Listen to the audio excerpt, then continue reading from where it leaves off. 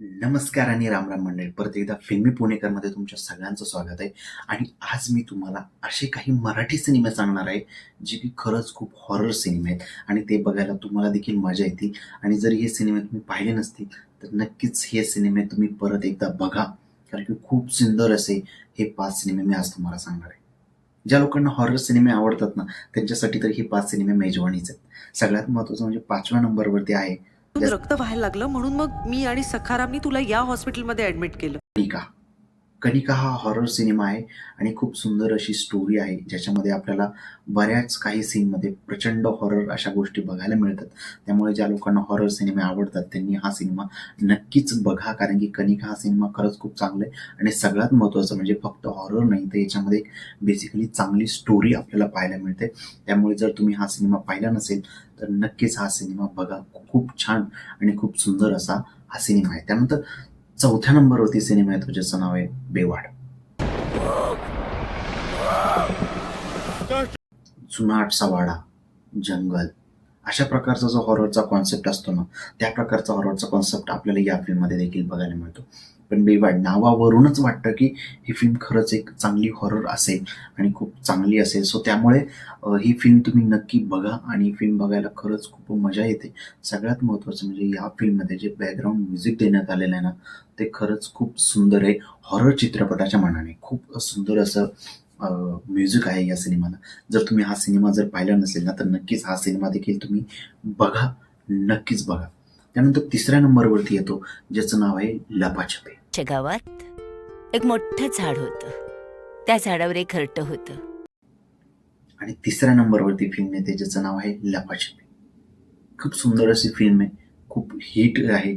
त्यामुळे ही फिल्म जर तुम्ही पाहिली नसेल, मला वाटतं सगळ्यांनी पाहिलीच असेल, परंतु जर ही पाहिली नसेल तर नक्कीच बघा लपाछपी. पूर्ण शेतावरती आधारित स्टोरी आहे. मग त्या विहिरीत काय घडतं, मग ते शेतात काय घडतं, या सगळ्यांचा जो मस्त अशी गोष्ट आणि एक स्क्रीन प्ले तयार आहे ना या फिल्मचा, तो तुम्ही नक्कीच बघा.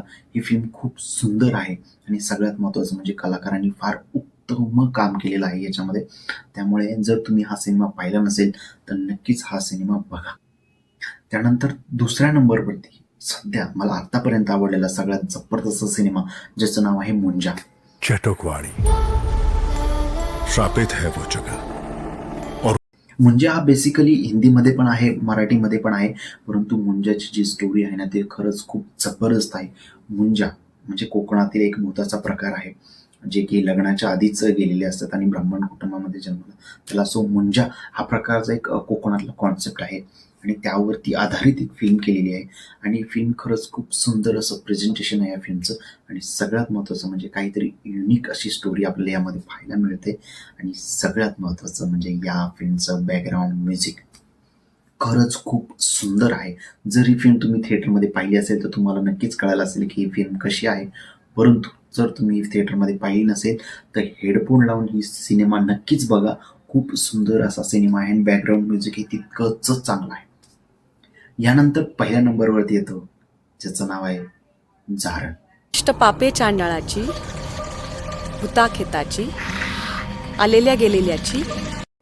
खूप सुंदर अशी फिल्म आहे, मराठी फिल्म आहे जारण आहे. सध्या खूप चर्चेत आहे.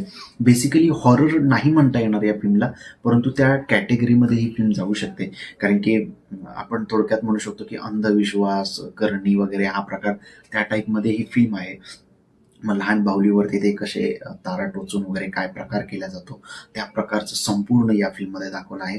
ती आई ज्या प्रकारे वेडी होती मुलीसाठी, जे प्रकारचे सगळं लढती, खूप सुंदर फिल्म आहे. त्यामुळे या फिल्मची स्टोरी ही तितकी छान आहे. थोडासा वेगळा टॉपिक आहे, पूर्ण हॉरर नाही म्हणता येणार या फिल्मला. त्यामुळे ही फिल्म नक्की बघा. पण एक अंधश्रद्धा, श्रद्धा यावरती बेसिकली ही फिल्म म्हणू शकतो आपण. खूप सुंदर फिल्म आहे आणि कलाकारांनी काय जबरदस्त काम केलं याच्यामध्ये. माझ्या नवऱ्याची बायको हीच आपल्याला कलाकार या फिल्ममध्ये पाहायला मिळतात प्रमुख भूमिकेमध्ये. आणि सुंदर असं काम केलेलं आहे सगळ्यांनी. तर ही 5 सिनेमे तुम्हाला कसे वाटले? जर तुम्ही पाहिले नसतील तर नक्कीच बघा, आणि जर तुम्ही पाहिले असतील तर या 5 पैकी तुमचा फेवरेट सिनेमा कोणता मला नक्कीच कमेंटमध्ये सांगा. आपण भेटूयात पुढच्या वेळेस.